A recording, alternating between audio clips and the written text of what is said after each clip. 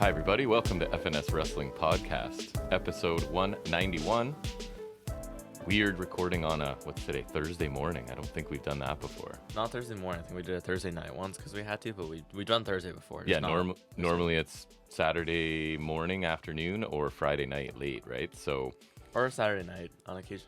But you and a bunch of your friends are about to descend onto Toronto and cause chaos for 3 days at Comic-Con, so we had to get down here and hammer this out. So it will be slightly abridged. We're going to talk about AEW Dynamite in depth. We're going to talk about NXT. We won't talk about TNA because it hasn't happened. We won't talk about SmackDown because it hasn't happened. I think will give me a week off of trivia. So I think you can expect a bit of news, some AEW, some NXT, and then I don't know if you had figuring stuff or not, but we'll probably move on from there. But because we knew this would be a shorter episode or a non-episode, we weren't even sure what was going to happen.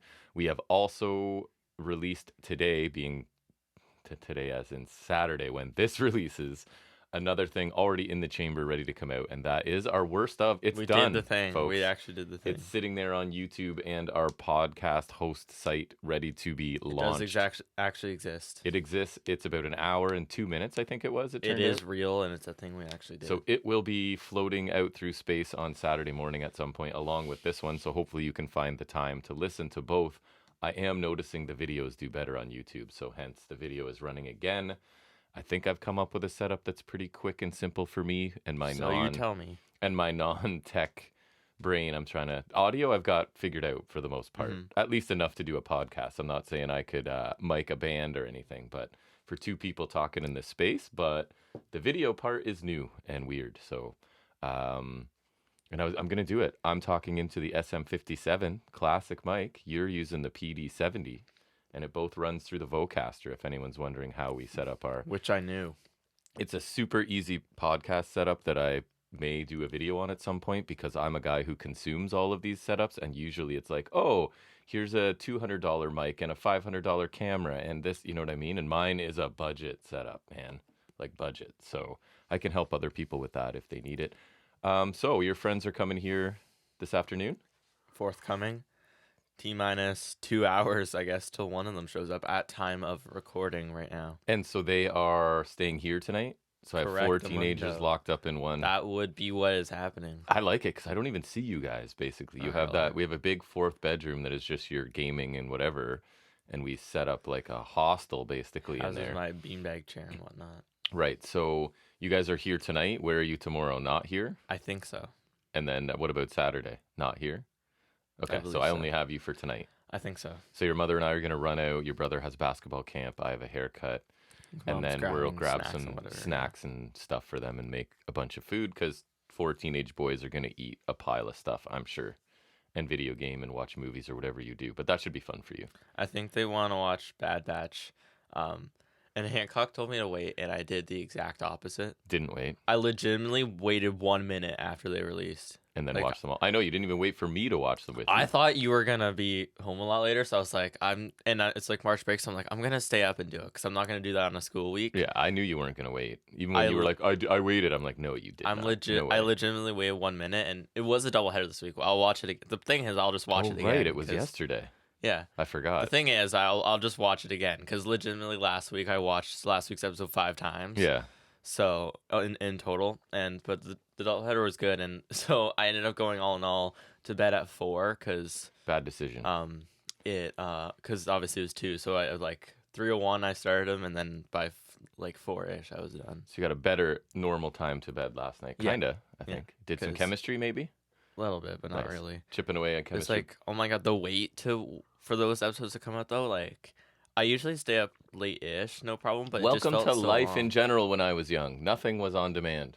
It felt so long, though. Everything was wait a week. It felt so I know, for stuff you really enjoy. It's the tough. one night it gotta was funny. persevere. The 1 week I stayed up till, I think it might have been episode 4. I waited till 2 a.m. because I thought it came out at 2 a.m., but they come out at 3 a.m. Yeah. And so it came out at 2 a.m. I actually passed out, woke up at 2:30, saw it wasn't there, and then I went to bed. And I found out they come out at 3 a.m. I forgot to fill in my paperwork. People are getting to see this now. 191. Behind the curtain, little right behind the action curtain. there. But it's going to be a shortened list of things for me to write down. Anything else exciting? You're just excited to get down there? I tell people, like, you who are not a planner and are a procrastinator, for this event of Comic-Con, you are like on point and everything's organized, and you have your Pretty much. transportation card locked in already, right? Yeah, we just You take know a where go you're train staying, out, you know where you're going and what you're doing for the most part. which is not how I roll. No, which is not how you roll day to day, which is what I tell people. Yeah. So it's nice to know that you can rally and be super I'm organized capable of many things I choose not to do. when you need to be. So this is the time where you need to be, so you I think are. that could have been my life motto in gym class. I'm capable of many things I don't want to do. Right, that is fair. Do you want to switch the order and do NXT before AEW or same order? I care not. Okay, I'll keep That it. is I'll up keep to it the you. same, even though technically and that'll get us out of here. So only 3 timestamps to put in this week. That's cool. 1, 2, 3. Anything else to discuss before we get into this? Nope. All right, I say we do it. We've bantered pretty well for 6 minutes. So we are going to keep our first segment, and every week for 190 whatever weeks, that has been taking a look at some of the week's wrestling news and rumors. All right, let's take a look at the ratings. I only have ratings for NXT because Dynamite happened last night, and I'm pretty sure they do not publish their ratings that quickly. So we have this week's episode of NXT averaged 588,000 viewers. I can tell you that is not a good number as someone who does this every week. That's down 10.1%, but the key demographic numbers stayed strong at 0.16, which is exactly the same as the last 2 weeks, so 3 weeks of 0.16. It is the second lowest audience for the show since July 4th of last year, so that's a reasonable amount of time, I feel. What do you have? You said you have one thing, maybe? 2. Me more too. Hall of Fame updates, which is Great. Muhammad Ali Okay, I've heard of him at least. and Thunderbolt Patterson. Do not know. As a Some giant black wrestler, I think from NWA. wrestling I saw nerd. something about I think he got blacklisted for Oh, okay. something about unionizing and racism. So I guess he's important for that. I do like people trying to unionize. Was he ever in WWE or no? Doubt it. Don't think so. No. Never heard of this man in my life. So it was just those two? There wasn't a third? there also Rock's mom or something? Right. Is that who it was? I didn't fact check. I don't know. It was a female Maivia, so... I've never heard of a female Maivia, and the only female Maivia that I know is Ava. And we were joking about, this is Triple H going, "Hey, Rock, I noticed you're on the board. Please let me keep my job, even if I was complicit in horrible things happening. I enshrined your mother in the Hall of Fame, bud. Come on. You gotta take care of me." Even still, it makes no sense. Why not just put Rock in the Hall of Fame at least? Then it's a direct suck up, and also one that They're would just make gonna sense. work everybody within a couple degrees of separation. The of whole him. NOIA family is It's gonna gonna get be on there. inducted. I like how we have this sandwich sitting on camera right now. You could that's what that little table's for, so Well, you can you have left it things not on camera. FNS news probably doesn't matter to anyone else, but my favorite enhancement talent, we'll say, is Anthony Henry of the, what are they called? The Workhorsemen. He has suffered a broken jaw. He's out of the tag team title tournament. I told you, apparently Tony's initial plan was to have literally everybody. That's too many. Not All the only tag is it too teams. many, but not everyone's tag title worthy. Like the How Workhorsemen, dare for you? example. They're good. They're good. Well, I'm not saying they're not. They're not tag title. No, up but there. tournament fodder worthy. They're not even tournament fodder. How dare you. I'd say top flight or tournament fodder. But But they all are. That's just too many too, and it might not work out for a bracket. It would take forever. Well, Unless yeah. they're going to knock out a couple matches every Dynamite and Collision. It just wouldn't work out numbers wise too. It might not. Well, it depends on how many, because you There's know how still like no it's bracket, right? Correct me 8 if I'm wrong. they're doing bracketology and Rampage. They said. Oh, right. You told me that last It night. could 8, 16, 32, 32. 64. It's got to be 16 or 32, I feel like. 32 I would be okay with, can because I wouldn't mind a big fat tournament. You can do weird numbers, but you have to give somebody a bye or whatever then. You know what I mean? Which if you you could don't with the do Bucks. 8, 16, You could give the Bucks a 32, bye. You could. They That would would- give themselves a bye storyline, Yeah. right? Or I still think the tournament should be to face the Bucks if you really want to go storyline. Yeah, if they wanted to ramp that up, they could. That would make sense. So to me. he got, going back to Anthony Henry, broken jaw, Deadlock Pro Wrestling on previous Sunday. I know them. He They, faced Brian Keith. Brian Keith got a win, just not on AEW. He has to go elsewhere to pick You know up a those win. video game guys I watch all the time that Yeah. that's I think their thing. New Legacy Inc. I love those guys. So he needs surgery, which does not sound pleasant. Surgery on your face, Last time I remember, facial region. Didn't Balor have to do that I believe so. in NXT? So hopefully he recovers well. I think he's really good. So, anyways, he'll be out for a You while. mean Asher Hale? Correct. I only have one other story. What do you got? The other one I had was Mir and Lana are divorcing Right. after however Kayfabe? long. storyline? No. IRL? Shoot divorce, as they say? It is a shoot. Shoot separation, I think, technically. Yeah. So hard to believe a celebrity / pro wrestling wedding or marriage didn't last. See, they always seem to, Yeah. Those blessed unions in wrestling seem to always work out. So I'm shocked by this one. And I care so deeply. But good luck to both of them, I guess. I don't know. Who knows? Mostly Miro. They'll end up with somebody else in wrestling now because I think like you're on the road so much, like those are the people you're around, basically, right? Yeah. So seems to be the case. My only other story, if you don't get married with a child, you're done. Because Gargano and like Candice did that, so they're fine. Right. Rollins and Lynch did that, they're fine. You know what I mean? So it's like children keep you together. Yeah. Another league reference in most cases is an anchor baby. The one guy wants to. He already has one kid, but he believes, and he's right, that his wife is so much more attractive than him, and like she could do so much better that he decides he wants an anchor baby because if there's 2 kids, she'll never go anywhere. Anyways, only other story that keeps rearing its ugly head for me is more update on the Vince McMahon situation, which is several of the quote-unquote WWE corporate officers that were listed in Janelle Grant's lawsuit against Vince McMahon and John Laurinaitis, they've now been revealed. So there was 4 people revealed. Only 2 of them are names we recognize, so I didn't even include the others. First is WWE President Nick Khan. He has been identified as corporate officer number 1. Apparently alleged that Khan was not involved in the immediate actions, but contributed to covering up Grant's exploitation in a way that would make WWE liable. As a boss guy in WWE, he should have done something when he became aware. So he's included. The other person of note is officer number 3, has been identified as Stephanie McMahon. And I told you, like, there's no coincidence that she all of a sudden just bolted from WWE, right? Just ahead of this. Just as stuff was starting to unravel with her dad, she's magically gone from the company. Yeah. No surprise here. Didn't she have the whole co-CEO crap with Nick Khan for a while? Yes, right? And then now it's just gone altogether. So I will say she's only mentioned in passing. So where Khan, it's alleged that he knew and helped cover things up, and that's a problem. I don't know Stephanie's deal. She was mentioned in passing, not completely linked. So we can hope that she's not involved. But I mean... I don't believe that man. any of these people didn't know something was going on. My thing's also she was raised by that man. Correct. Or she's in storylines where she basically is being trafficked by him, right? In storylines. There's an I Quit match from 2003 where she gets choked by him with a belt. So. Right. So there's all kinds of problems. But anyway, so those. As things start to sort of unravel and details come out, to unravel. Yeah, continue to unravel. They are 2 people now specifically mentioned. The other 2, like I said, weren't names that meant anything to me, so I didn't include them here. That's the end of all news that I have, sort of, again, a shorter version this week. We'll get back to normal next week. But now we'll move into one of the 2 shows we're going to cover on this episode 191, and that is taking a detailed look at this week's episode of AEW Dynamite. So, a bit rare for us is we watched Dynamite live in the moment, and we're done at 10 o'clock, which is crazy. I mean, it went by. We paused a couple times so you could write notes before the next thing happened, but then we caught up on every commercial break, basically. So, and I think we both said at the end, it seemed to go pretty quickly. Which is a good sign, which is an indication of a pretty solid show, right? So, I would say it felt like that. But there was, at the very least, notable stuff happened. A couple things I would include, including a rival that's going to... One thing I'm very happy about. And I think that's what we're both more happy about than the debut. Honestly, more happy than Monet, yeah. But we will get there. So go ahead, talk about, what was that? March 13th episode of Dynamite? Big Business, that's right. I wonder what that could be referring to. What's a business synonym? Corporation? No, like, or you're conducting business, like that kind of business. I'll think about it. Large... Something.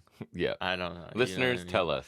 Ghost Jam, Kevin, tell us. The 2 Large people that contact us every adjacent week. Word. Yeah.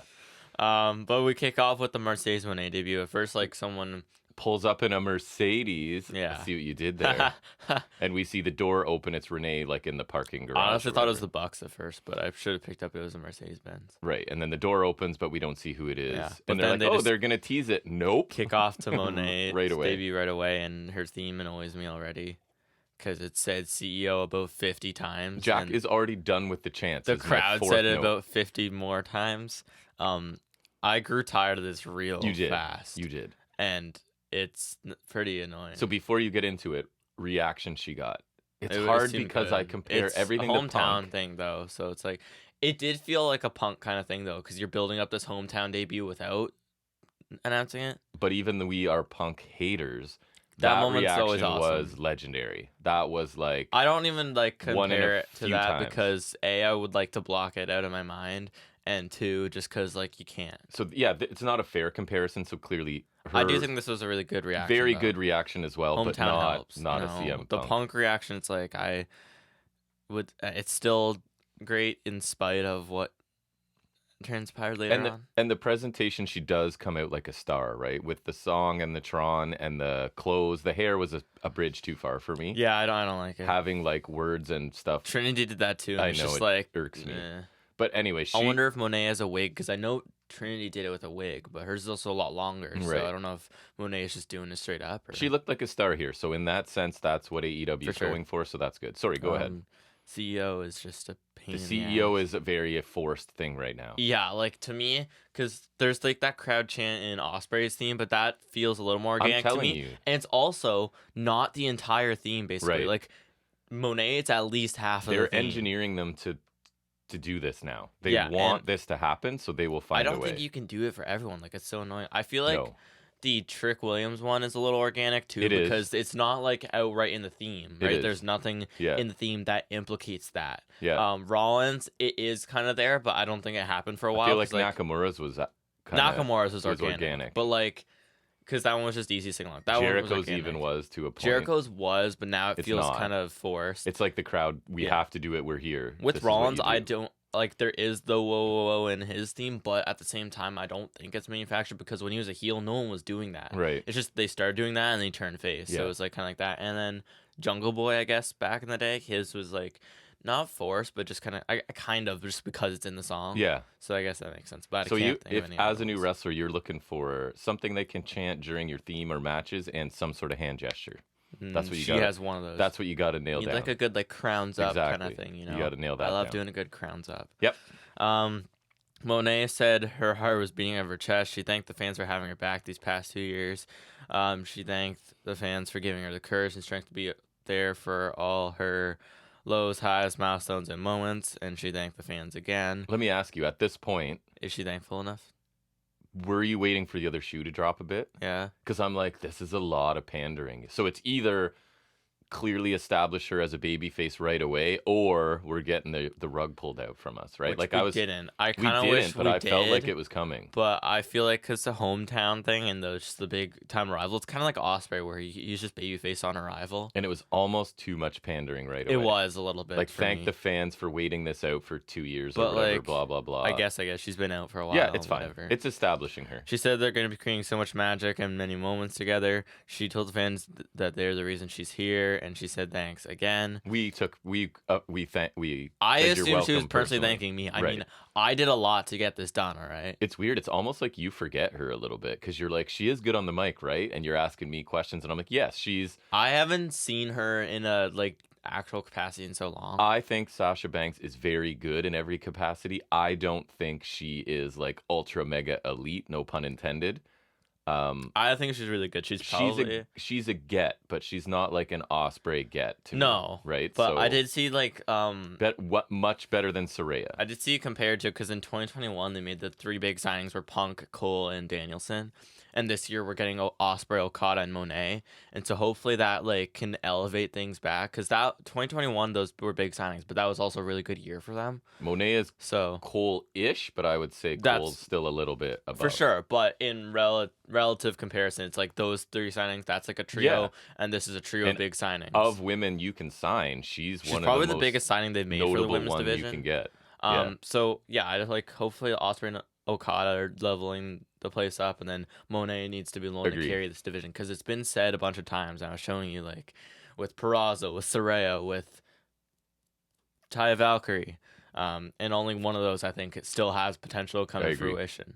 So I mean, we'll see with Monet. But yeah, sorry, I interrupted you. I just at that point of the promo, I was like, I always thought I think we're getting a turn here. I think she's really good. Yeah, it's just been so long since I've seen her. Like her latter WWE run was really good, especially in the pandemic. And she didn't go anywhere we watch regularly. No, and then she went to New Japan and then got hurt. So that's not really a declining New Japan that I wasn't super interested in watching. That's not really a way to stay in my crosshairs on our radar. So to speak. Oh, see what you did there.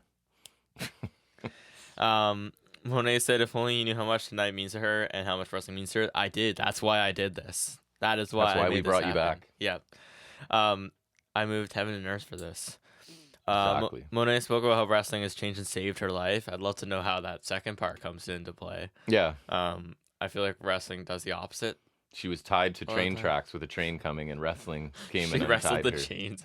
She just like gave the chains a bank statement. Wrestling showed up and saved her. I feel like if anything, wrestling ends lives. I like that she was giving a personal story, right? Yeah. I like when they make it feel real. She said it's given her hope and dreamed that people like Eddie Guerrero made her believe she can do this one day too. I knew the Eddie Guerrero thing was coming. She has to invoke his name just to get she loves him so much. She does, and she knows it'll get her a reaction as well. But I know she had the Eddie gear at Mania 32. Yeah, like she legit idolizes him. So it is fair. It doesn't feel like it's tacked on. No, but I just like the way she was talking. I knew she was gonna bring him, not just for like the crowd bit, but mostly just because I know she loves Eddie Guerrero, so I knew it was coming. She does.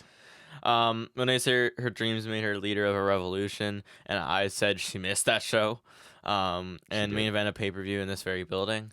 I don't know which one. WWE reference, so she can't be specific. Obviously. Hell in a Cell 2016, maybe. Yeah, like she said, Evolution. That was surprising to me. She said Revolution. Or Revolution, sorry. That's fine because that show just happened. As I said, she missed it. Yes. When I said she had a dream at 10 years and at 13 years old, she dropped out of school to take care of her brother, and she said she loves him. She trained at Chaotic Wrestling in Massachusetts. Got a pop. Which I hate saying Massachusetts. It's so annoying. Massachusetts? I hate it. She had a dream to become the greatest women's wrestler of all time, and she said if she can do it, you can do it too. So therefore, I will become the greatest women's wrestler in history. You heard it here first. I start my career today. I'm going for it. At middle age, here I come. If she said anyone. To be the best women's wrestler of all time. Middle-aged, mildly out of shape dude. I'm right in there. I'm in there. Go for it. When I said she needed to be here and she wants to be here, I would hope so. Otherwise, what are you signing for? Right. She talked about how AEW is the only place where this revolution, again, you missed it, can be global while saying she's going to make it happen. She said she can't wait to tear it up with everybody in the locker room. She mentioned Riho and Willow as the main event. Even TJ, I wrote really, which was my thought too. So I told you I think they want to be able to say that she's changing the women's division from the second she got here. The second she showed up, she announced women in the main event. I think that's a very intentional thing that they can look back on later and be like, see, the minute I got here, women in the main event, and that was me. So I don't know. And as it turned out, the main event was rock solid, I thought, right? So anyways, sorry. Sure. Monet said she's got unfinished business with Willow. She said right now she's all elite and say hello to your new CEO. Q CEO 50 more times. Yes, lots of chanting, oh my God. Lots of mentions. It is going to be the bane of my existence. It got old real quick, and I'm going to hate this every week. Like, it's been 1 week, 1 day, and I hate it already. You did hate it. It's so annoying. Yeah, I thought this started out generic and like the pander. You are done, right? Was that everything? And then it picked up once she got into her personal story, which I always like. I'm a sucker for that. But I do find this strange, right? She's all about money and attention and constantly brags about her accomplishments, but she's a babyface, right? Yeah.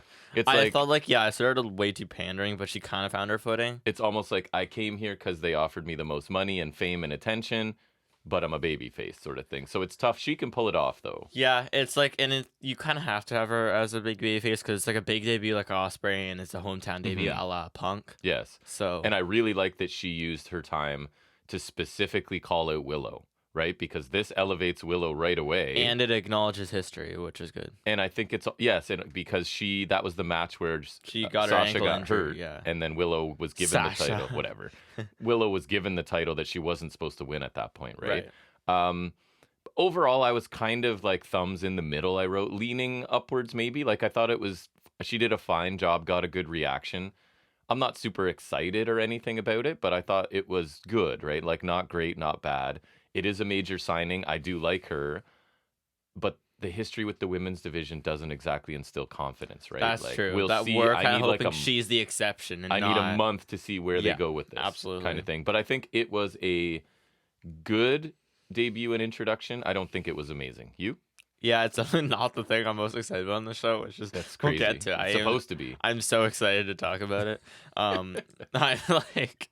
I'm happy too. Don't get me wrong. I'm overjoyed. Yeah. No, this was solid though. It sounded way better than Saraya did when she came. She's good enough that I'm waiting for her to really tap into a character so we can see what she'll be more like. Because this was a lot of crowd banner and whatnot. So it's like it was good, but it was needed to tap into what she's really going to be doing here. Right. And see what that's about. Yes.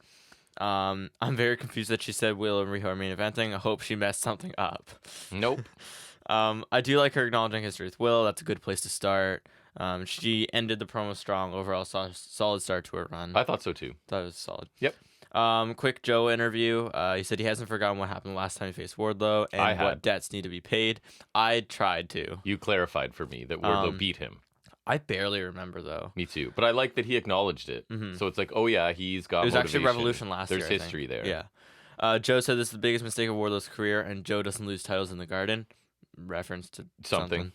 So Wardlow and Joe are opening and Will and Riho main eventing. What is going on tonight? Anyways, good stuff from Joe as always. He sounds badass always. I forgot they have history because Ward Joe is something we'd also like to forget. True. King of TV though. Yep. Yeah, I like the reference because I had forgotten, and Joe always sounds awesome. Mm-hmm. Undisputed Kingdom package. Cole's telling a fairy tale style story about Wardlow's history. Talks about him escaping MJF, winning the TNT title, being a failure, all that fun stuff. Mm-hmm. Talked about him joining the Undisputed Kingdom, god damn it. Who hated MJF like he did, and winning the world title is destiny. Cole also used the words giving the title to his king, or something like that. Yeah, I made which note of that harkens too. back to the point of Wardlow's giving the title to him. Correct. This was fine, and I guess they went with a literal story time with Adam Cole, baby. It was first mentioned in a little while of Wardlow having to give up the title to him, which they've kind of forgotten about. So it's nice to keep the thread going. But doesn't that feel it's like a shame? I don't care though. But that feels like how he was working with MJF too. Feels like it's like everybody in charge of him is like, you're gonna do my work and give me the belt. That one was more direct though, where I'm just like, you're just gonna help me win it. Yeah. So it was a little different, but it is in the same vein for sure. This video package actually made me cringe. It bugged me so much. I just feel like this was them trying to compensate for we haven't built Wardlow as a legitimate threat, so let's cram it all into this. And how do we do it? Oh, we'll get Adam Cole sitting down and telling a stupid story. I don't care enough to cringe. I did not like this at all. I felt like this is making up for... This is like super mega tell not show, right? Like, we haven't shown you he's a legitimate threat, so we're going to tell you right ahead of the match. Hey, you didn't look like a legit threat here, I'll tell you that much. So I did not like this. I thought this was like a lazy last minute. They should have put the work in at the front end of this, not at the back end. And it put Cole in an awkward spot, I thought. For sure. Then we move on to that match, which is Joe Wardlow, the Ward Joe powers explode. Ward Joe explodes. Yeah. Even though they already have. Mega Ward Joe explode. Yeah. Again. Re-explode. The re-explosion. Recombustion. Wardlow Joe 2, the re-explosion. There it is. AEW World Title match. Wardlow goes for Joe as soon as he enters the ring. Throws in the barricade a bunch.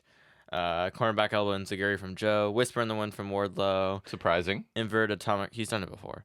Inverted atomic drop, running boot, senton combo from Joe, corner knee thing from Wardlow for 2. Poor camera work on that. Yeah. Barely caught it. And that's a cool looking spot for Wardlow. Yeah. And we didn't really see it. Mm-hmm. Whoops.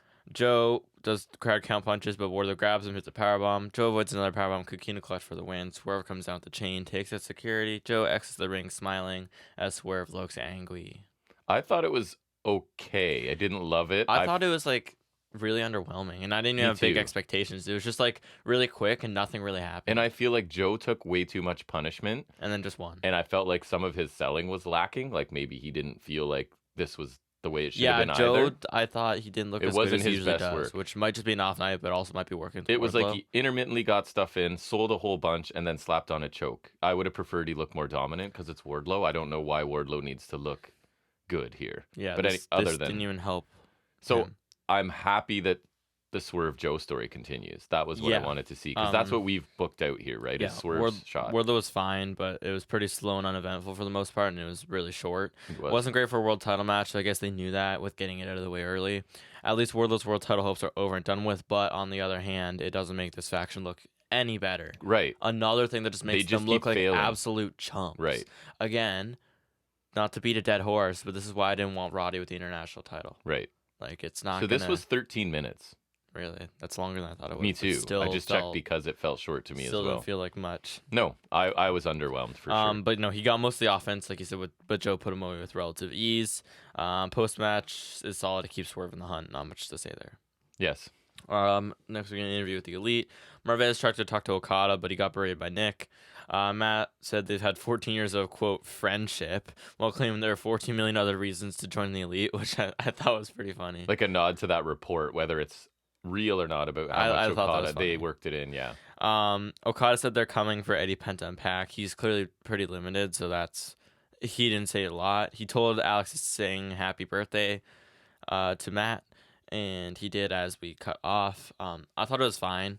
Nick and Matt were solid. Like, there's a couple lines that amused me, and then Okada was limited, which is kind of expected. I'm not sure how up on English he is. I think he's okay. I could be wrong. But I guess we'll see. Yeah. And it's not like he really has to either, as long as they can subtitle it or have some, like, because Nakamura has, especially if you do want to do pre-record stuff, then I think absolutely have him speak Japanese. Yes. That clearly worked for Nakamura recently. Yes. So if you can do that with Okada, for sure. But not much to say about this. I'm more looking forward to the match, which we'll be getting soon. Yeah, I thought this was more of the same from the Elite, right? Like, Nick is the hothead, intense one that wants to fine everybody. It's like good cop, bad cop. And then Matt's the more level-headed one.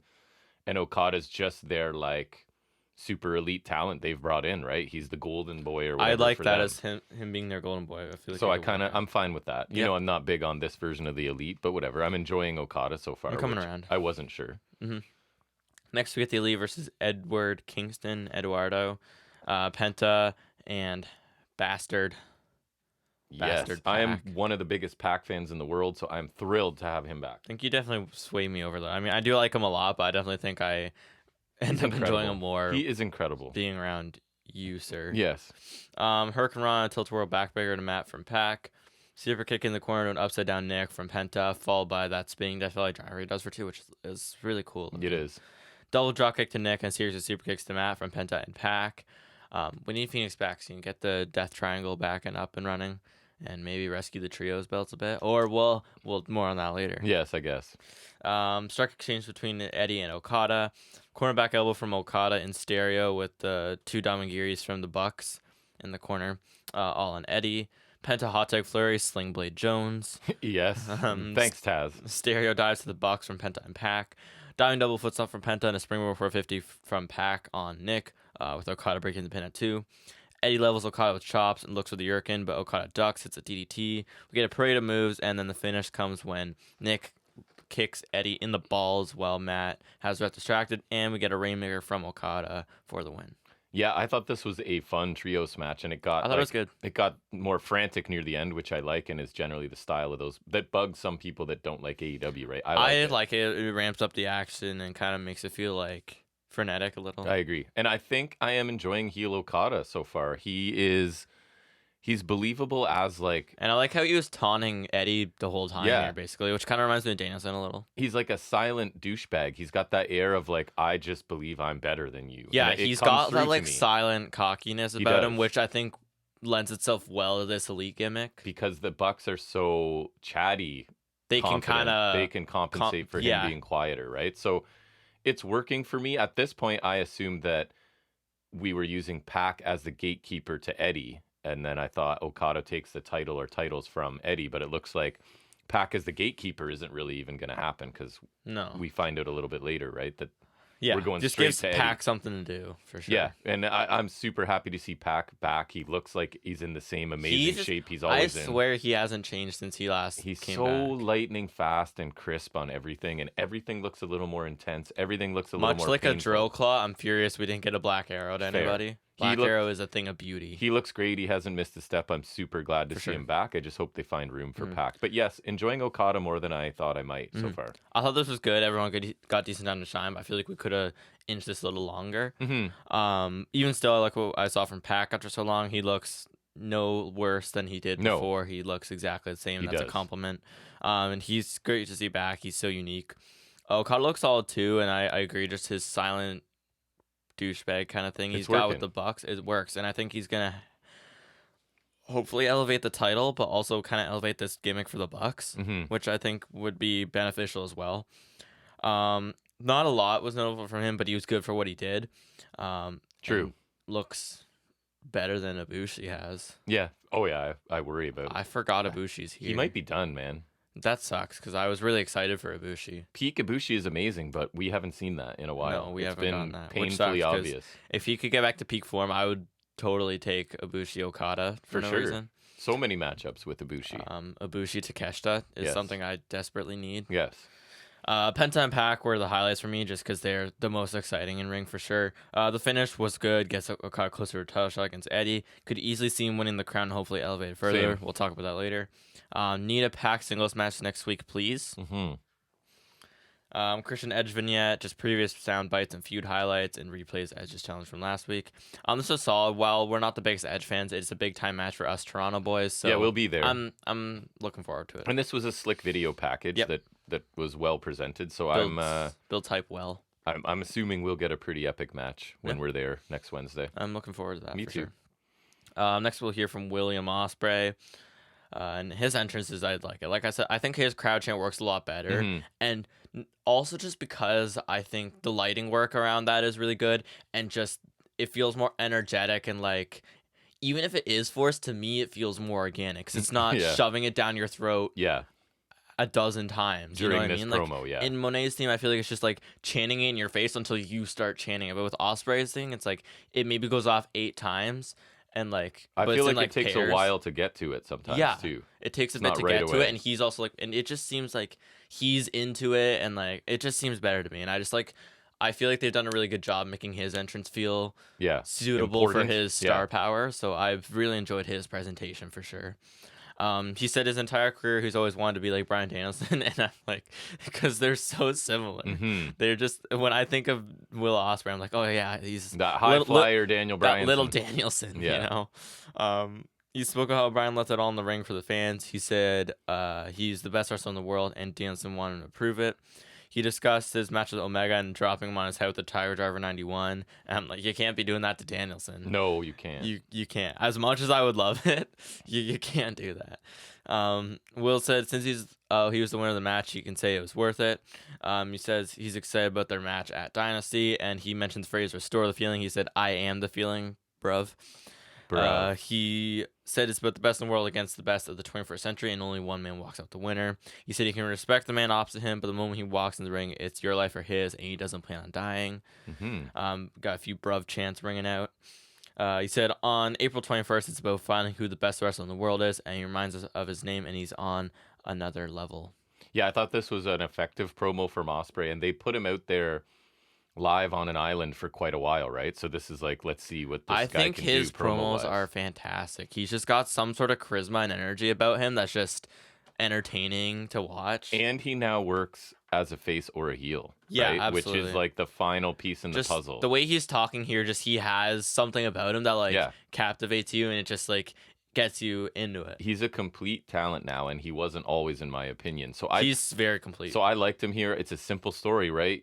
He wants to be the best. Danielson has a claim on that, like a legitimate one, most people would say. I would agree. So he wants to like settle this, and he can respect you, whatever. But when it comes to the match, he's going to go all out, and that's what we want. So for sure. I thought this was a really good promo from him. And the match is all I need on a card. I will literally pay $55 for that card for that match. Absolutely. Right? It's a match that sells. And that's the level AEW is at. There's not, and no offense, there's no WWE matches that are going to get me want to like, even though we don't have to, like but Ospreay like Takeshita, Ospreay Fletcher, Ospreay Danielson, like all of these things. And it's not just Ospreay, it's just that's him, but there's other matches. That's just been the string recently. I don't think there's a WWE match you can put where I'm like, I'll pay for the pay-per-view based on that match. Yeah. I don't think there's one. There's nothing where I'm like, and this is one for me. I have to. And yeah, I like absolutely. this promo. I thought he did well. Super simple MO against Danielson, I thought, but it's just the best versus the best, like you said. The way he talks about it and his enthusiasm gets you hyped regardless. His voice has got this unique raspy sound to it, which we already mentioned, and I just like that. He just sounds different. He does. And he's just something about him is awesome. It was super straightforward here, and yet he still set the stakes super well. To be fair, this match does not need a lot of build, like you said, but Ospreay can do it great anyways. You need to get him away from Callis after this match if he's going to keep babyfacing like this. No problem with it, because he's fantastic here, I thought, but it just doesn't fit with Callis. And evidently, he could talk very well for himself, so that's not an issue either. Correct. I think Takeshita, keep him with Callis. I think that's a perfect pairing. But Ospreay's fine without them. I agree. Quick Deonna Purrazzo promo. She says things aren't over with Storm and Mariah May. Sweet. And she says she can find a partner to face them in Diamond next week. She tells them to watch out for the shoe because it's headed straight up their asses. I don't know, man. Just character-wise, like, why is she now done pursuing the title and is like wants a tag match now? I guess it's to build up to a title match again. Like, you guess you pin Storm in that or something. But it's like you don't want another title match right away. You want a tag match instead. Looks like a solid women's match for us Toronto boys. Who could she get? Like, who's that's what I was wondering. Are they teasing somebody new for her? Or? I hope not, because you just debut Monet. I'm thinking you could bring in Deeb. That's what I was. They could be like a super technical team. I'd legitimately be very happy if it was Deeb. Me too. Yeah. So I like Purrazzo a lot, but I'm not sure I needed this angle to continue based on what we've seen so far. I didn't really care to see more of this feud. So anyways, we'll see where it goes. Next we get Jay White versus Darby Allin. Here's the one. This was a match I'm looking forward to. Monet's arrival. Legitimately, it did. For maybe all of FNS, for him for sure. And I'm probably similar, to be honest. Oh, yeah. Go ahead. But on paper, this is a match I would love to see, because Jay White's awesome and Darby Allin will let him look awesome. Exactly. Jay White with finally new gear since joining Bullet Club Gold, because I feel like ever since he's started Bullet Club Gold, it's been the black pants with the gold logos, and then he wore white at All In and red at Full Gear, but neither of those are new looks. Right. This is different because he's got gold and white tally marks on his gear, and then he's got white boots from the white tights aforementioned, and then there's like white outline on the gold knee pad logo, so that's a nice change. And yes, this is what I care about. Yeah, I didn't even notice any of this. And comes out to that. Their entrance is cool. That golden theme. It is good. And it leaves me to say, I must see them live. I need to experience this entrance for myself. You're really hoping they show up next week. If I don't see them, I mean, hey, after this, you'd think they'd have to follow up. Yeah. I would. Yes. And we did see Billy Gunn in Toronto last time, so. We did. Or the first time, right? We did. But, like, I need to see this entrance live. It must be experience for me. And the bandages on Darby are pretty crazy. Yeah. There's a lot on there. Obviously, they're selling he's recovering from the glass. Maybe there's stitches. There's a couple. I don't know if he has to sell recovering from that. And there's a couple, like one of the bandages on his upper back. You can see the cut is under, like it's starting to come off or whatever. And you can see there's legit wounds underneath there. It makes me uncomfortable. Yeah. Repeated shoulders to the midsection in the corner from White. Chops from White, which he was going heavy on him this match. The crowd, like the first chop that Jay White hit, suddenly the crowd woke them up. Yeah. Darby comes back with a shotgun dropkick, sending him into the corner. Front transfer suplex into like a seated chair that was against the barricade from White. That looked sick. The way the chair crumpled was very satisfying. It like bent. It was really like good. Still seated up, but like the seat was like contorted. Yeah. It was, I don't know. It looks Darby. Like, he'll be like, don't do anything to keep anything safe. Don't half-ass it. Yeah. Absolutely do it. He'd rather like kill himself doing something than half-ass it. Than have it look not good. I respect, but also makes me uncomfortable sometimes. Lifespan, wrestling-wise, and maybe overall. He's not living long. No. White moves the steps over a little, and he sends Darby over them and crashing in the barricade again. Just who does these things? Chops to the back and neck from White. Again, looked heavy. Yes. Darby avoids a blade arm attempt. It's the pop over stunner and a sunset flip pin for 2. Last upper pin gets another 2 count. White counters a springboard common splash into a perfect German suplex midair. That looked awesome. Looked good. White hits his Uranagi for 2, which he does it perfectly. Spinning solo, how dare you? Okay, so we're not doing that. We're not bringing that back. Doomsday's bad enough. Yeah. We're not going spinning solo. Pick one.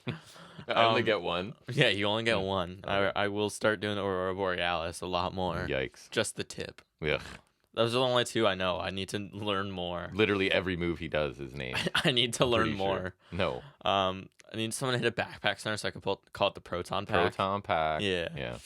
Scorpion Death Drop from Darby, but White gets his foot on the bottom rope at the 2 count because, of course, we still got to sell that like a killer. Mm-hmm. Darby misses a coffin drop on the apron. The way he just, like, ricocheted off the apron was brutal. Like, it actually makes me, like, I can't. It looked super painful. Like, even as he's going up, I'm just, like, begging him not to. But then he does it anyways, and I can't with this man. Darby barely count back in, then White just like drags him to his feet, then hits him with the Blade Runner and picks up the win.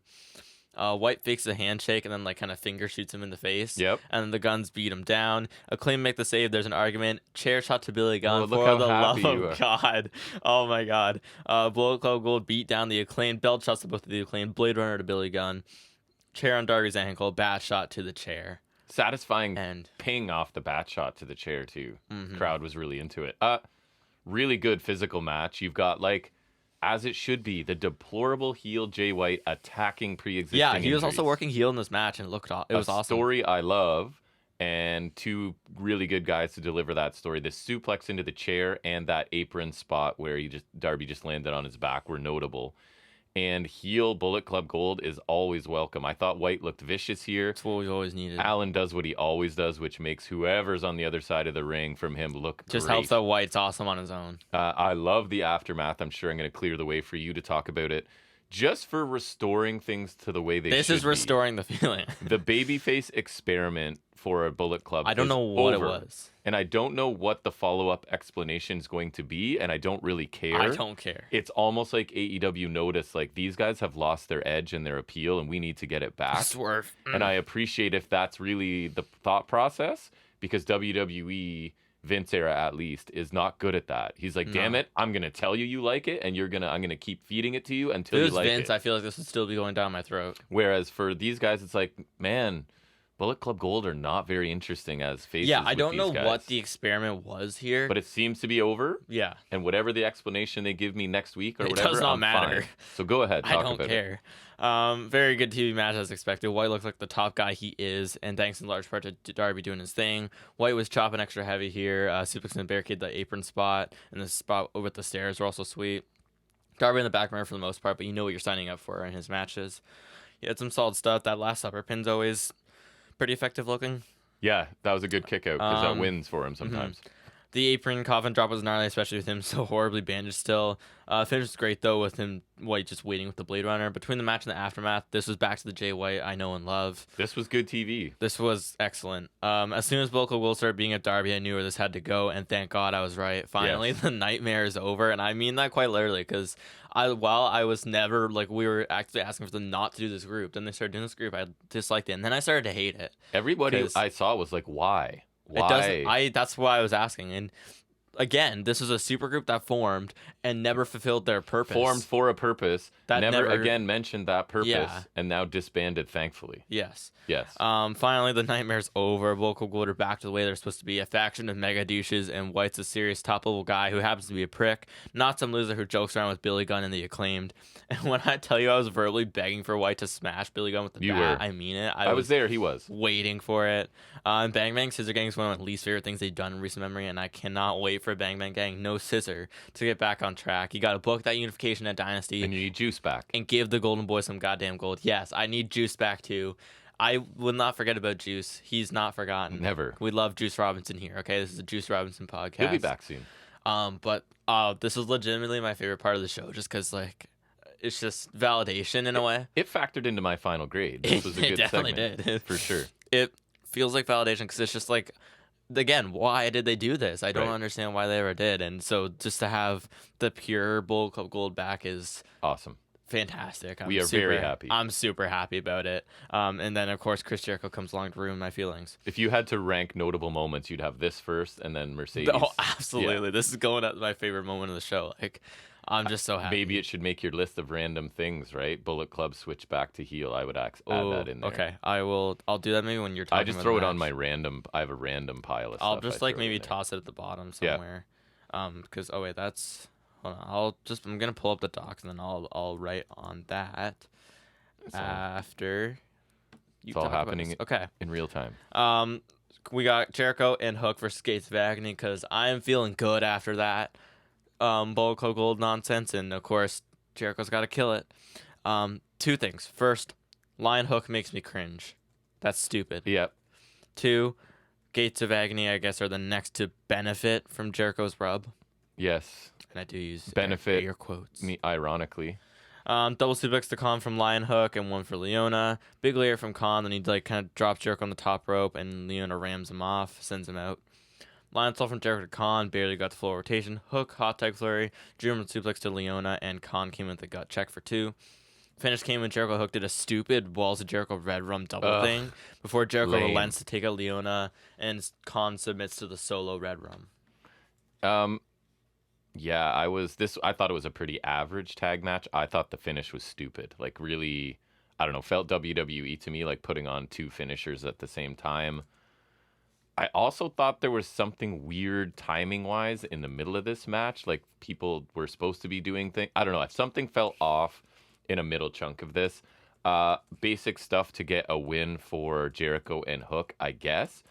Too bad. I thought it has to be a Gates of Agony's expense because I like them, and you could spend a little time building them as monsters, but now they lose to a 50-plus-year-old man randomly tagged up with a kid, and I don't know how that helps Gates of Agony at all, but I don't think that was the point here, right? So I thought pretty average stuff, and a team that I don't want to see more, and a result that probably ensures I do see more, so not my favorite.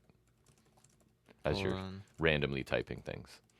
Okay, I just added potentially worst character shift, which would be Bullet Club Gold, and best character shift, Butch to Pete Dunne, or Return of the Year to Pete Dunne. There you go. Either or. Anywho, yeah, like I feel like they could be actually a decent team in this tournament, but this doesn't bode well for them. Right. Because I do like Gates of Agony, but they could do more. This was meh. It was about what I expected, nothing more. Okay action and result that / team that's extremely undesirable and uninteresting. Lion Hook sounds stupid is stupid as a team because there's 0 reason to exist and will ultimately help no one. At least with Jungle Hook, A, they're both young guys, and B, the pun's actually funny. Yeah. Because it's the real thing that exists. Lion Hook's just stupid. Hookhausen, also stupid. Hook will either leave this team the same as he was prior, or he'll have lost any previous momentum or hype he may have had, leaning towards the latter. That's right.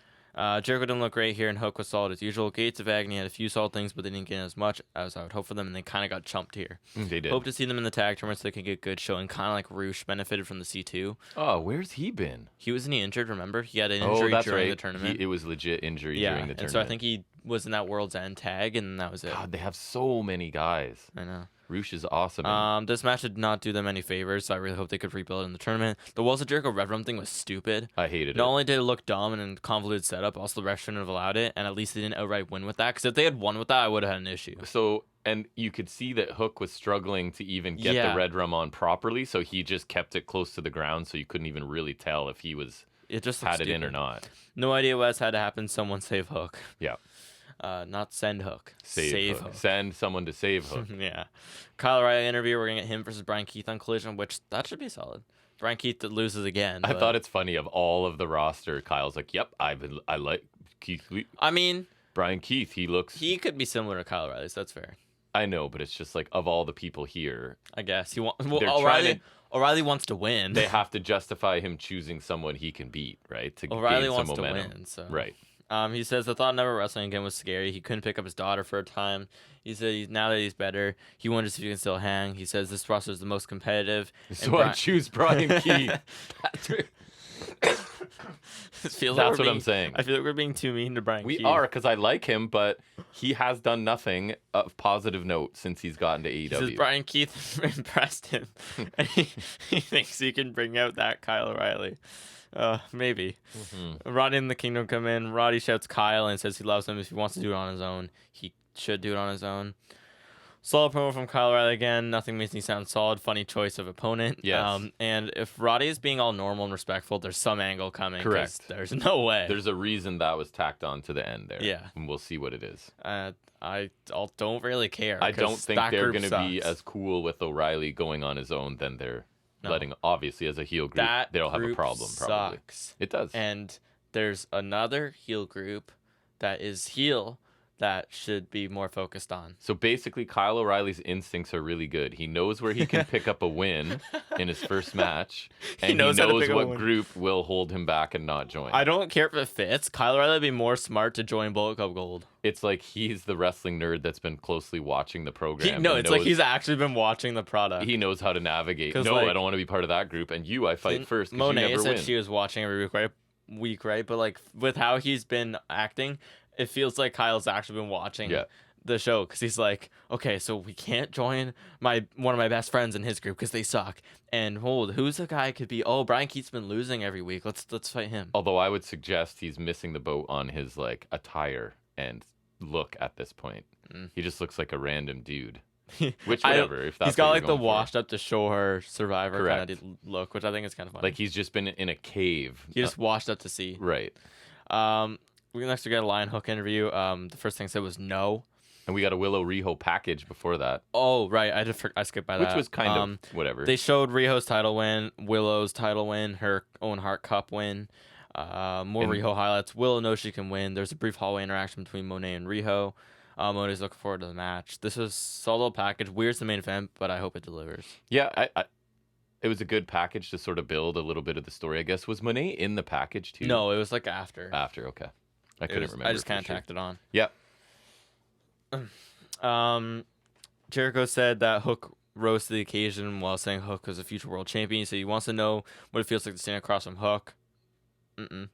Jericho challenged Hook to a match next week on Dynamite in Toronto. We were both viscerally disappointed. Like, man, we get a Jericho match. Of course. Canadians, we're like, no thanks. Why does he have to wrestle like every week? Why does he have to wrestle when there's a million people that don't ever get to wrestle? This guy every week. I don't understand. I want to see Takeshita wrestle. Too many old people on my Dynamite that I'm going to already. I got to deal with Edge and Christian. I will limit Christian, it with Edge and Christian. That is fine. And now I got Jericho. Edge and Christian's fine because that's like at least like an interesting feud, and I love Christian. Get ready for Ric Flair's last match or something. Sprung. I will punch that building to the ground. I will get in the ring and choke the man out myself. You'll risk arresting whatever, like for the good of everyone else. I'll take that bullet. Yeah, anything. I don't know why I think I want this, but I don't. I don't either. As a Canadian, I'd be more happy if Jericho wasn't there at all. I swear, I basically Swerve and or Ospreay or Bullet Club Gold next week, or so help me God. Does Jericho I will punch win? the building down. I don't care. He might. That would be terrible. I don't care. I imagine Hook has to win. I hope not, but I honestly, this match means so little to me that I could not give one iota. Jericho cheats. He switches to some heel persona. They spin off into an 8-month feud that we hate, and then Hook is never heard from again. What's the new faction? There's your prediction. The Y2J fan club or something? Like, we need to do Jazz adjacent. Less Jericho. Not to spoil it, he got my worst wrestler of the year for 2023. Yeah. And 2024, we're still I already getting said he's a front runner. Yeah. The Y2J Satisfaction Collective. Nice. Is Y2J too long? Is there like something else I could call him? Like, I don't know. The Jericho Satisfaction Collective? I don't know. We're doing something. You know, it's a smash. You're going to put that into the universe. It's just a smash contraption kind of thing, right. You know? You know the thing. The Codebreaker clan? I don't know. Judas Satisfaction. I don't want any of them, so don't. The Judas don't manifest it by speaking it out loud. The Judas in my mind, boys. Yeah, there you go. With a Z on the end. It has to be. Yeah, you know, because Jericho's so hip and cool. Right. Then they announced, I just wanted to talk about it, is Okada versus Kingston for the Continental title next week. And it was interesting that they pointed out it's solely for the Continental title and not the crown. So I was saying to you off air last night, has me wondering what they do here, because I don't think they should split the crown yet, but also Okada can't lose. No. Clearly. So I feel like we could see shenanigans to prevent this, and then like it'd be the full crown for some reason. But like, it's weird that they'd even go out of their way anyway. So I feel like maybe they split the crown here. So I guess Okada wins. And but I don't AEW doesn't do screwy finishes. Like, that's almost never. So it'd be weird, but I can see it. And you can't have Okada wins and then Eddie's the double crown. He's just down to the double crown, and it's just him trying to cling. That's the story, him trying to cling to one of the titles. He did have both belts before the crown, so you could just go back to that, I guess. But yeah, it's an interesting situation because you can't really have Okada and they kind of did a similar thing when the Usos had their Undisputed run, whereas like I think at Raw 30 they faced the Judgment Day and it was only for the Raw titles. Yeah. But the difference was they retained, so it's like, does Eddie win? Like, but Eddie can't win, so it's like, I know, so it's weird. I'm curious to see how they handle it. Either way, building though, intrigue. That's I guess a good match for next week. That's like random, but I'm happy with it. Not random that like they're not building to it, but it's random like, oh, we're getting that already, and we get Okada live again. So that's cool. I'll take it. Yep. Oh, we already saw Okada live. I totally forgot. Again. I totally forgot. Well, because it was kind of a blur after the best match ever. The best match in human history. And then I think the only things I really remember from that show are that and the multi-man tag with the Elite and Blackpool, because that was really fun. It was. That's the only match I actually took video on, because it was like one of those ones where I feel like I could still pay attention enough and take video of it, whereas Ospreay Omega, like you know what you're signing up for. Just dialed in, no distractions. I had to dial in for sure. But yeah, no, I totally forgot we saw Okada. Yep, we did. Next we got our main event, which is Riho. It's Willow Nightingale versus Riho. So this is the main event. Interesting. I did write this before the match, so yeah, it was. I think it's a nod to Monet being there. Yeah. Some solid looking right knees in the corner from Riho. Like I saw she did drop kick and I was like, oh, that didn't look great. And then she did like the right knees in the corner. Both of them looked impactful. Yeah, we were kind of, because that's our knock on Riho. She's so, and I don't like to rip on anyone's size for any reason, but it's because it's a genuine hindrance. It sort of takes away that believability, right? A lot of the time, but like she sometimes ends up evening it out. Yep. Willow blocks the third and comes back with like a heavy shotgun dropkick. I thought like the whiplash on Riho was solid. 619 from Riho, followed by diving crossbody for 2. Iffy Northern Lights suplex from Riho for 2, like almost under rotated. Barely got her over. Seemed fine, so it's fine. But like it was barely close to being really dangerous for sure. Riho misses the diving double foot stomp. Willow comes back with a nice pounce, then misses the cannonball from the apron, and just nice thud on the ground. It was flat out. That was a nice bump for her. Diving double foot stomp from the apron from Riho with a little run up.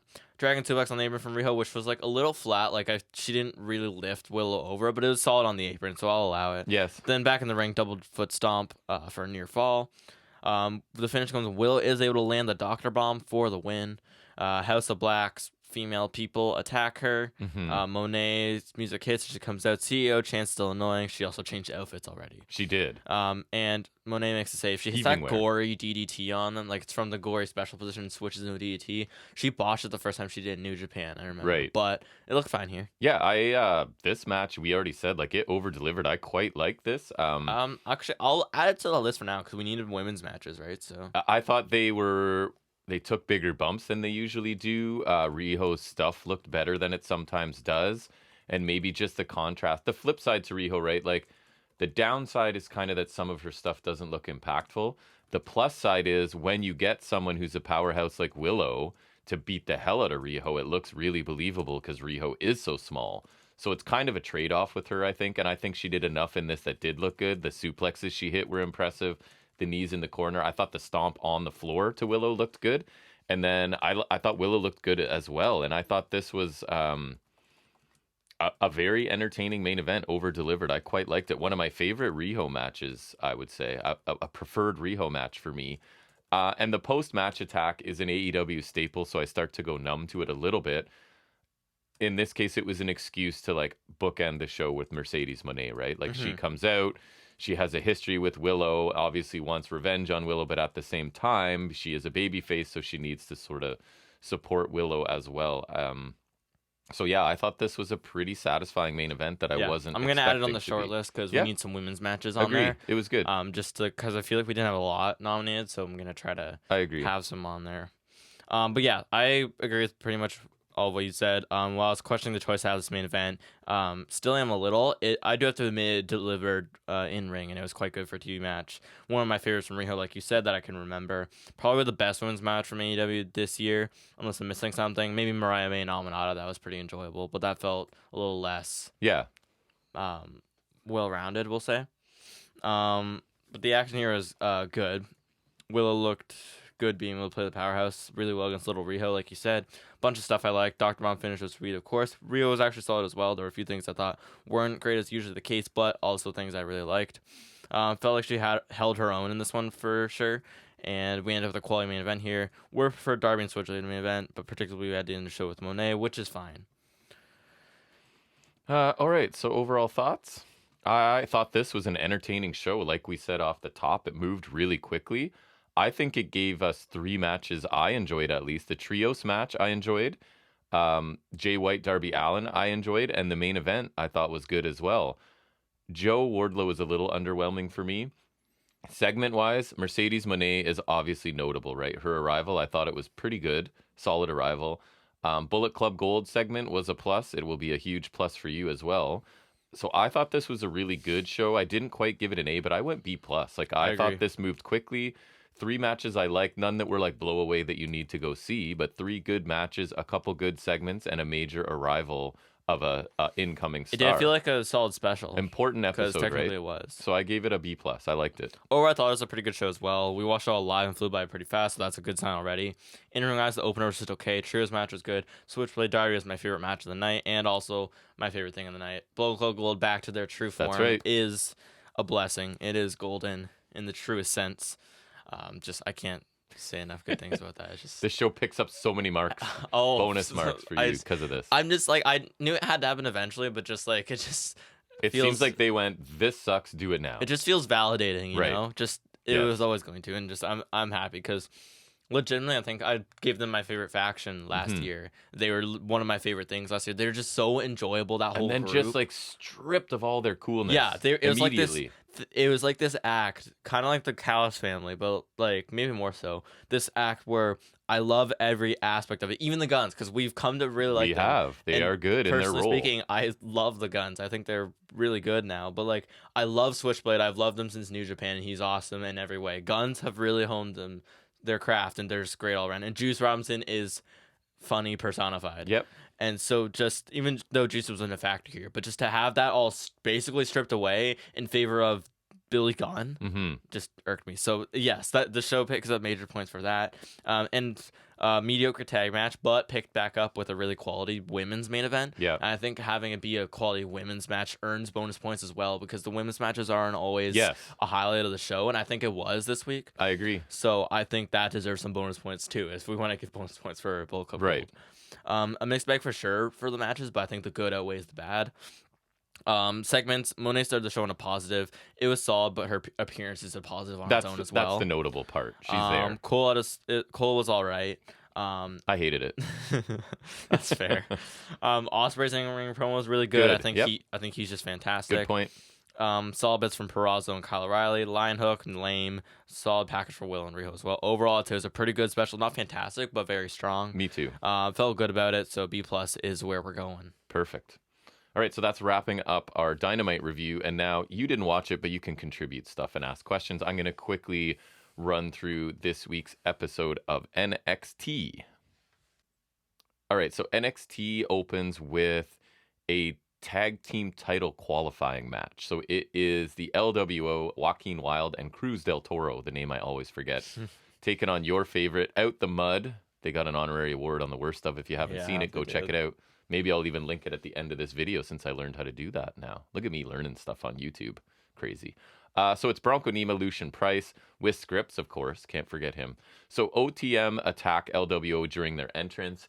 And then obviously you're getting OTM, our big, powerful guys. LWO, our smaller, faster guys. So that's the dynamic here. 1 point, Wilde jumps off Nima's back, who's sort of on his hands and knees. Wilde goes over the top onto Price on the floor. We're shown that Braun and Baron Corbin, the reigning champions, are watching from a platform somewhere in the building. We get a 450 by Wilde to Nima, and the LWO win after 11 minutes. I thought it was a fine tag team match. LWO are really talented, as we know. I quite like them. Think they should be doing something more important. Out the Mud are just young power guys. I would say like they stay within their limits, right? They remind me of AOP a little bit. Were they always good? No, but did they do more than they were capable of along the way? Not really. You know what I mean? They just stay within what they can do well. The win by LWO means they go to a triple threat match, I think, where the winner of that gets a tag title at Stand and Deliver. So I think that's how it's working. The winners go in a triple threat. The winner of that gets Corbin and Breakker. So LWO take a step closer to that. We then get Brooks Jensen continues to show balls in the parking lot. So this time it's Oba Femi being interviewed, I think. And Jensen walks up and sort of gets in Femi's face, and Briggs is sort of there to help contain Jensen. So I have to admit I'm a little bit interested in Jensen. It's a really simple story, right? Like, he's this naive young wrestler who's learned some hard lessons as he's been coming up through NXT, and he's starting to handle himself differently because he's getting advice from a more veteran guy in Briggs who's saying, like, you can't sit around and wait for opportunities. You have to go get them or they're not going to happen, right? So that makes sense to me. We then get Thea Hale. She finds a tag team partner because, remember, she's kind of having issues with JC Jane and Jasmine. So Jasmine Nix. Hale went and attacked Kiana James and Izzy Dame last week, so she has a tag team match, but JC Jane is not going to be her partner, so it's a little bit of who's going to be her partner. Well, it turns out it's going to be Kalani Jordan because she has issues too, and we learn in this that they are officially calling Jasmine, what's her last name? Nix. Do you know what her official gimmick is? She's an influencer. So we're going down that route. Great. Which we already started with Stevie Turner, right? And then pulled She's the like a streamer, though, or something like that. So now we have a YouTube, or an influencer, I guess. And we see that Kiana has been taking selfies with Jasmine and not Hale. So obviously that's a problem for Thea Hale. And it's just more juvenile stuff from this story. And I think maybe some people like it. Maybe Chase U has built a world where this kind of thing is okay. I'm not interested, other than recognizing good performances usually from the Chase U people. They'll be giving stuff, like the material they're given isn't great, but I think they perform it pretty well. So that's what we've got going on here. Roxanne Perez, man, I almost sent this to you. She gets a lengthy in-ring promo by herself. And I thought she sounded a bit nervous. The crowd seems to be having their own There's like a buzz in the crowd where they're talking amongst themselves and not paying attention to her. Remember this happened a few weeks ago in NXT. I forget who it was. It's like the crowd isn't cooperating and they're just doing their own thing. Was it Cora Jade? Might have been. Which would be funny. It detracts a bit for me. I do remember you talking about that, actually. But I don't remember. Roxanne, to her credit, she powers through anyways. She talks about all her accomplishments and how everyone else got all these opportunities and she didn't, and how she never really lost the title, right? Was that part of her story? There's a lot of match. Right. So everyone ignored her in her match with Becky Lynch, which was a problem. She cried afterwards. She had a match with Becky Lynch. Screw the fans, etc. is basically her thing now. She's turned on the fans. Ava comes out. She starts sounding a little sympathetic to Perez about the whole losing your title thing. I understand. But then Tatum Paxi, who's crazy, don't you know? She jumps the guardrail, takes a knee from Roxanne Perez, and then it has to be held back by referees. And then we never really find out what Ava came out to say. She got interrupted and we move on from there. I didn't really like this. I don't think Perez was very believable. I think they kind of set her up to fail by asking for this. They asked her to do way too much in front of a live crowd. And some of the lines they gave to her were kind of generic, cheesy lines. And the crowd didn't really cooperate. So if this is Roxanne Perez's first foray into full heel solo promo, I didn't think it was awesome. Good news that we get the family back at the restaurant, and Luca Crucifino is officially in, and they make some subtle reference to him getting a couple things done already. Tony explains his whole plan with Trick last week to let us know. Are they baby faces now, I think? Family? Yeah, because it's we like Trick, and they contacted him ahead of time to set up this whole. They always were. Thing. Well, they were, and then I thought they were teasing. I guess still, sorry, baby faces. They were teasing heel, but then they just didn't. I guess that's what we're getting from this, right? Ilya Dragunov shows up at the restaurant because they're so beloved. Tells Tony that all Ilya has is the title. So he's like, "You have all of this other stuff. All I have is this title, and it's staying with me no matter what." And then you get Stax and Luca Crucifino pick up Ilya under the armpits and sort of drag him away and lock him in the trunk of a car because this is main event championship storyline. Well, A, that's babyface behavior. B, that's something that your champion would let happen to him. Right. We'll circle back to that. C, yeah, it's main event with his for sure. Yeah, so I'm not a fan of this.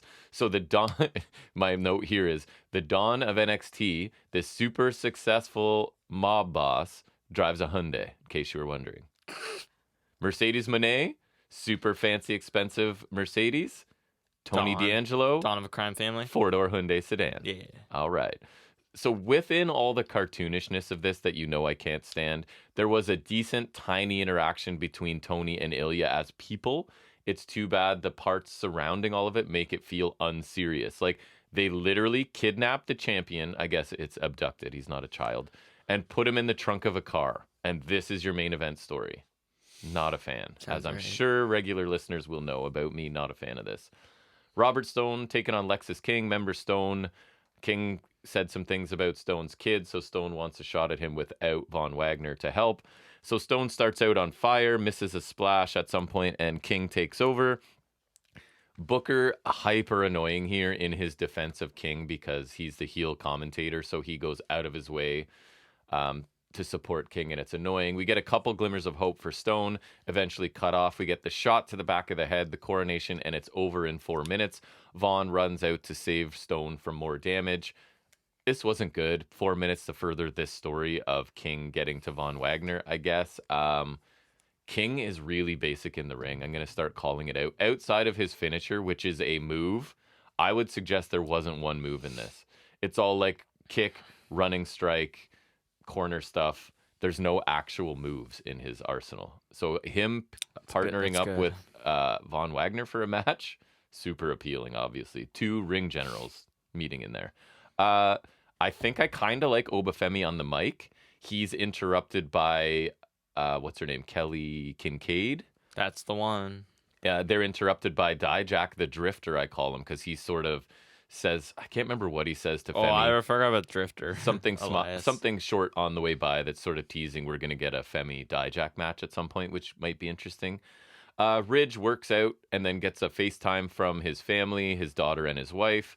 He loves them. He promises to be careful. His storyline is super lame. We'll get to that too. NXT, we like Sean Spears. So NXT North American Championship match. It's big old powerhouse. Old, not old. Young.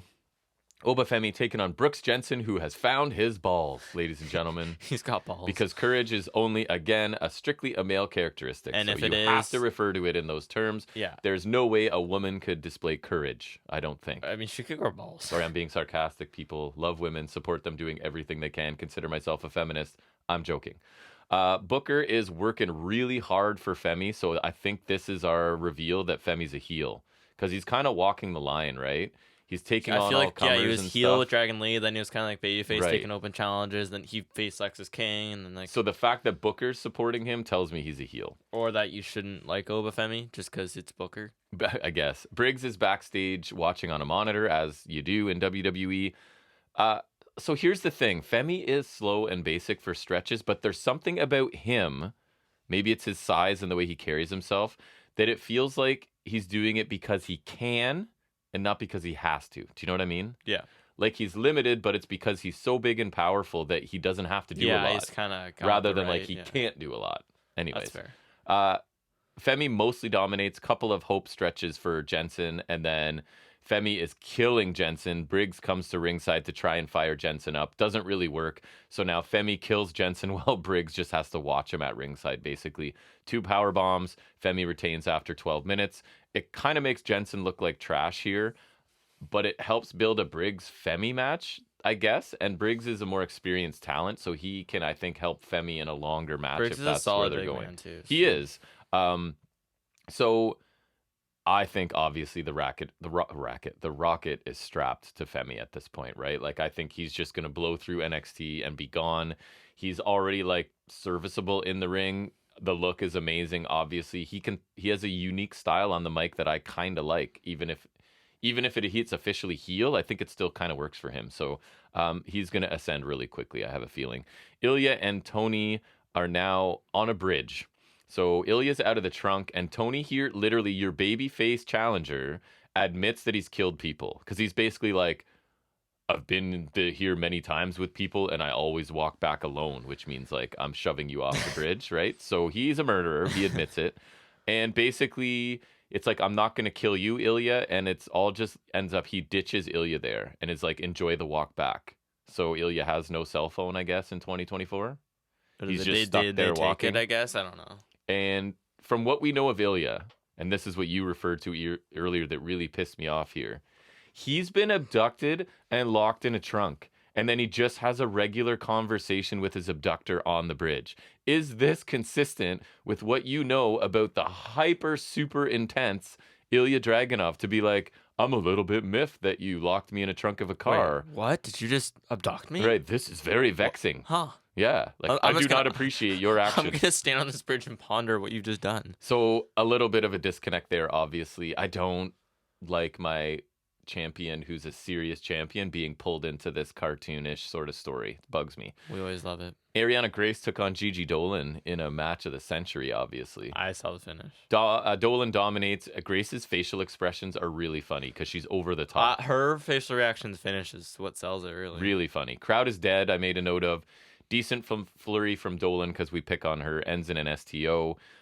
Grace then grabs a tiara for Dolan because the whole point is if Grace wins, then she gets to like turn Dolan into a lady, I think, for lack of a better term. And aka she won't be allowed to be herself. So Dolan wants nothing to do with the tiara. Grace and the referee start like having a tug of war over the tiara, so obviously a distraction, and we get a mule kick by Ariana Grace. A low blow to Gigi Dolan, and then Dolan obviously is mad about this and retaliates with a straight low blow to Grace that the referee is now there to see. So Grace wins by DQ after 4 minutes, and whatever the stipulation is, we're gonna get. I think it works like that. I'm sure it hurts. I don't know. But who am I to say? Okay, but the thing is, like, unlike Brooks Jensen, they don't have balls, so it doesn't like.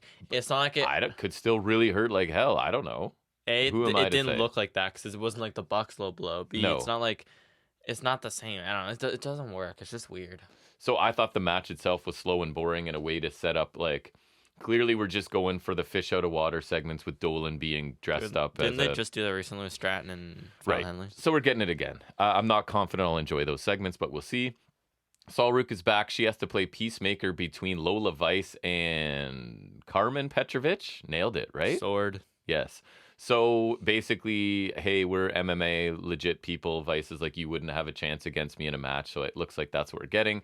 And Brindley Reese. Bring back the MMA rules. Brindley Reese, the Thea Hale 2.0. She cartwheels in and she's hyper, and Anafe and Blade have to come and like carry her away, basically. So this was one of those like, we're throwing a whole bunch of people in a segment, get them a tiny bit of experience, I think, and we're getting a Petrovich Vice match, which not super appealing to me, but whatever.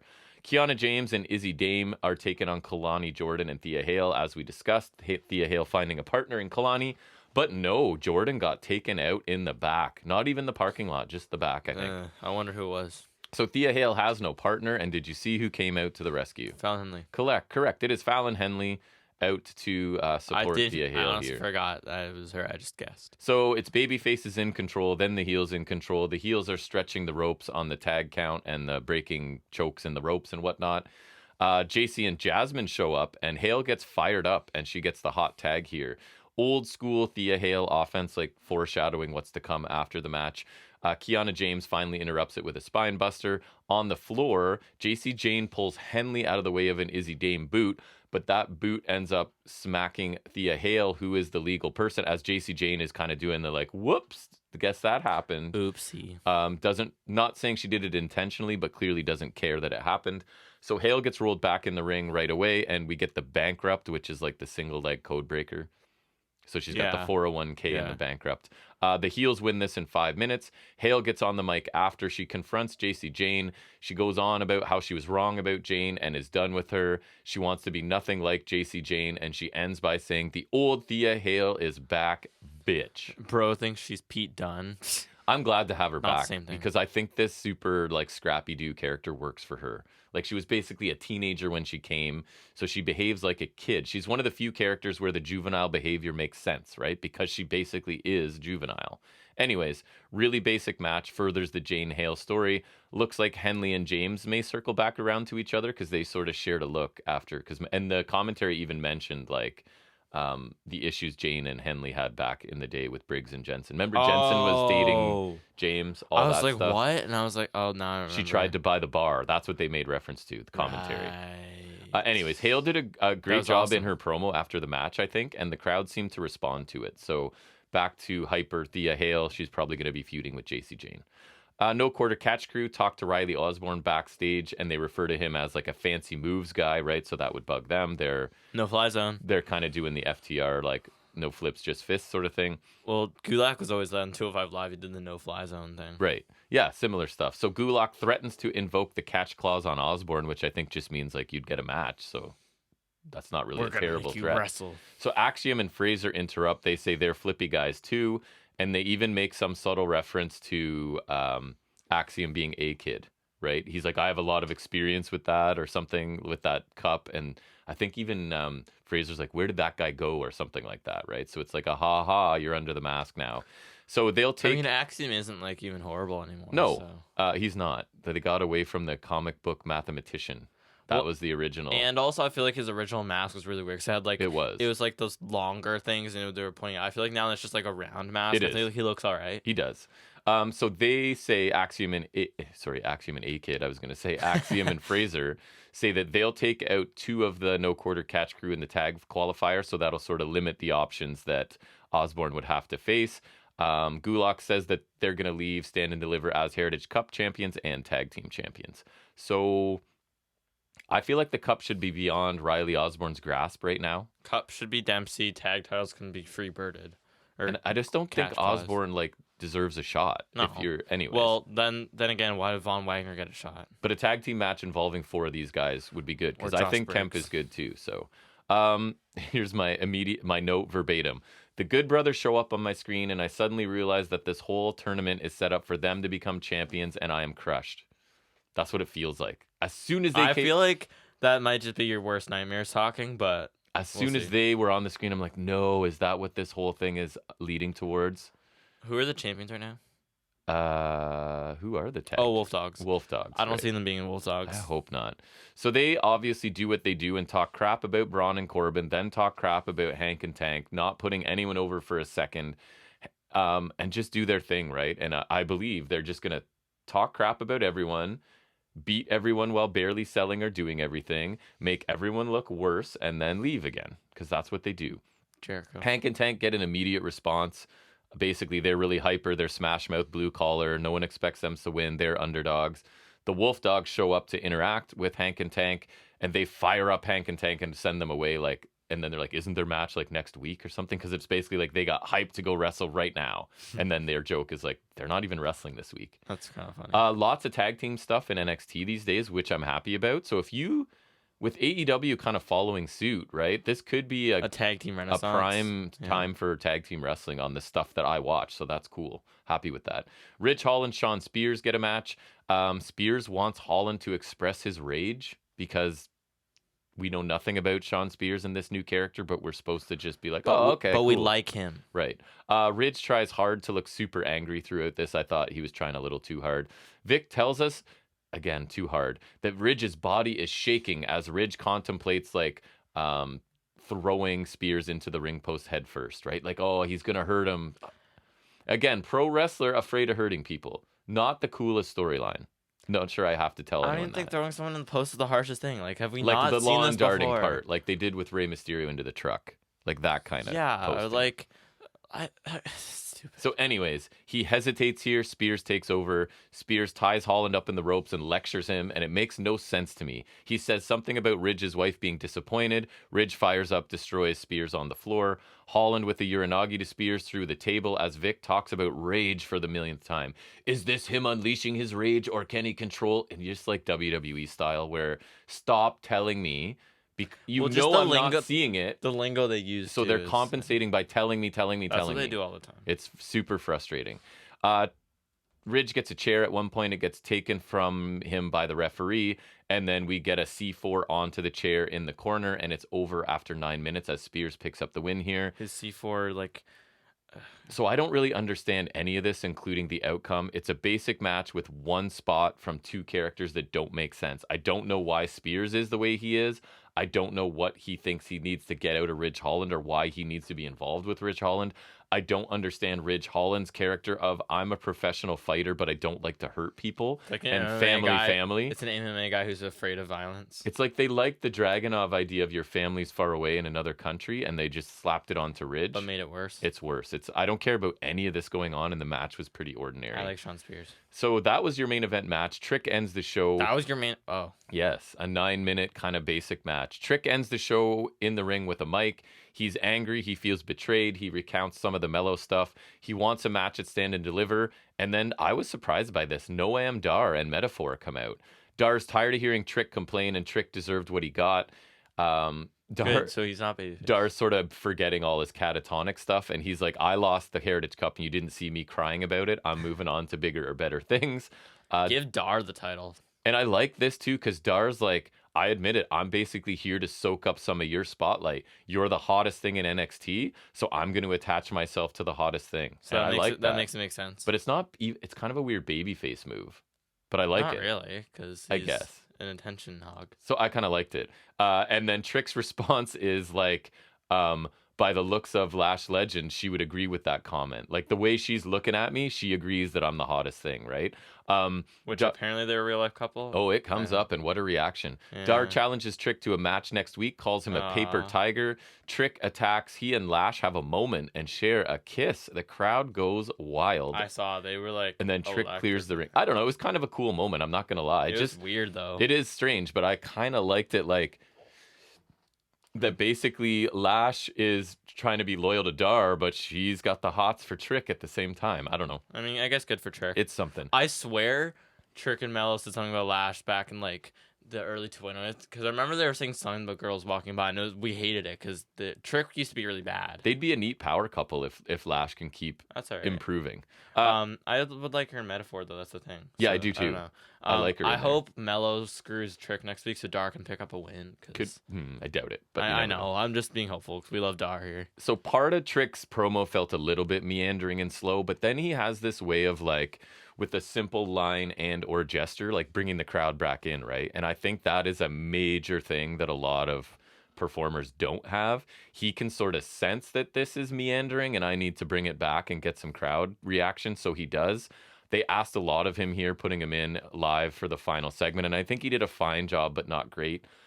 He's better when he gets a little more intense and fired up. And I loved, just a one note, is I love the way Dar calls him Tricky, right? It's just one of those things Dar would he's do. So highly entertaining. Dar's awesome.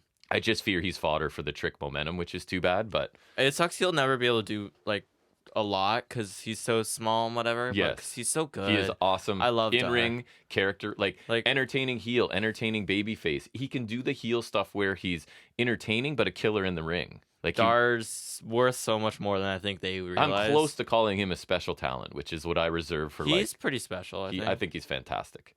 All right, so that I think is going to wrap up. We still got an hour and a half out of it, which I figured we would, right? Sounds right. So it's not even a super short episode, but we are finished what we've got. We'll be back next week with the full 192. The whole shebang. Jack has done his ascension on the city of Toronto. I'll be back from excursion. With a lot of stuff to talk about there. I imagine our banter will be full of you recounting your adventures in Toronto, my many woes. Which hope all go well and safe. You can obviously check out the worst of that is being released at the same morning as this episode is, so go and check out. If this is out, that should be out. Love some feedback on the video stuff. Are people using the video, watching it? I know some people are still consuming it just audio, as I tend to do, but let us know, give us some feedback on what we're doing. Would love to hear from anybody. We will be back next Saturday for episode 192, and until then, everybody, take care.